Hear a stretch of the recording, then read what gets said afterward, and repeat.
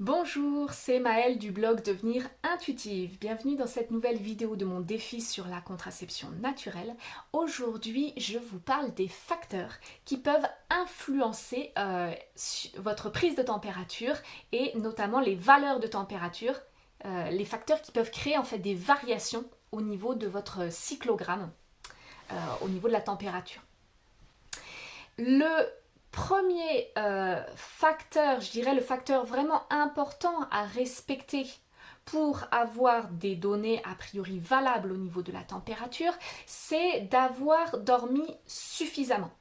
En fait, souvent, on a l'impression que c'est le fait de prendre la température à heure fixe qui est vraiment importante pour avoir des données fiables et on va dire assez stables.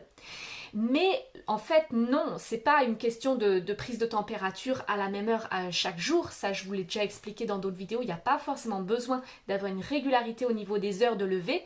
Par contre, c'est important d'avoir dormi suffisamment. Et suffisamment, ça veut dire avoir eu une nuit d'au moins 5 heures de sommeil d'affilée. Donc, si vous vous êtes couché très tard le soir, ou si vous avez eu une grosse insomnie dans la nuit, par exemple, eh bien là, il y a de fortes chances que vous ayez une température qui soit pas forcément fiable, enfin dont la donnée soit pas forcément fiable. Peut-être que par exemple vous allez avoir une température plus haute que les températures habituelles et finalement ce sera pas une question de montée de température, ce sera juste le fait que ben voilà, vous avez eu enfin voilà, il y a des facteurs, disons, qui expliquent cette montée de température tout simplement. Voilà, donc ça c'est vraiment important, c'est d'avoir dormi suffisamment.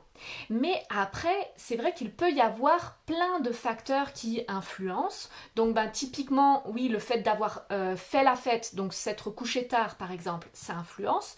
Mais d'avoir bu aussi en faisant la fête, ben, ça aussi ça a une influence. Hein.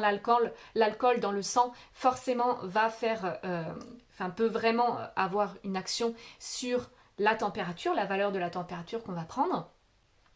Et après, il y a d'autres facteurs comme par exemple, si vous êtes en déplacement et que du coup, vous savez jamais trop,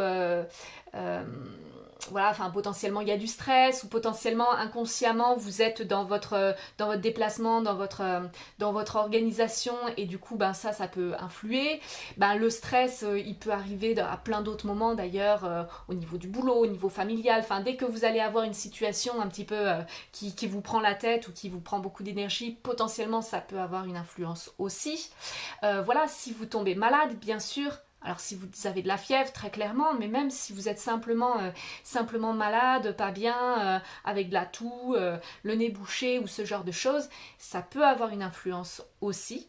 Sur votre cyclogramme, vous avez le droit d'avoir des jours où vous n'avez pas pris votre température. Typiquement, telle nuit vous n'étiez pas bien, vous étiez un peu malade, vous aviez des nausées ou quoi, ou alors telle nuit vous avez fait la fête, et c'est pas grave, le lendemain matin vous prenez pas de température, vous notez rien sur votre cyclogramme. Rappelez-vous la règle, on considère que en symptothermie, si par exemple sur votre ligne des 6 températures basses, vous avez 2 températures qui manquent, c'est pas grave. Voilà, vous pouvez au minimum sur ces 6 températures, si vous en avez que 4, c'est le minimum pour quand même pouvoir déterminer que ça, c'est bon, c'est votre ligne de température basse, par exemple. Et quand vous arrivez dans la montée de température au niveau de votre cyclogramme, là, vous avez aussi le droit à une température manquante. Donc, si par exemple, vous avez loupé une prise de température, encore une fois parce que fait la fête, malade ou déplacement ou autre chose, eh bien, c'est pas grave, c'est simplement que vous aurez une montée de température en plus à comptabiliser pour avoir finalement vos 3 montées de température qui vous font sortir de la zone fertile, de la fenêtre de fertilité. Voilà, donc ça c'est une chose qui est bonne à savoir, qui vous permet quand même de relativiser et ce qui permet un petit peu plus de légèreté en fait dans la pratique de la symptothermie, de se dire voilà, on n'a pas besoin d'être au top tout le temps et on n'a pas besoin d'être tout le temps hyper rigoureux sur les prises de température. Ceci dit, on a quand même besoin de suffisamment de données pour pouvoir faire les calculs.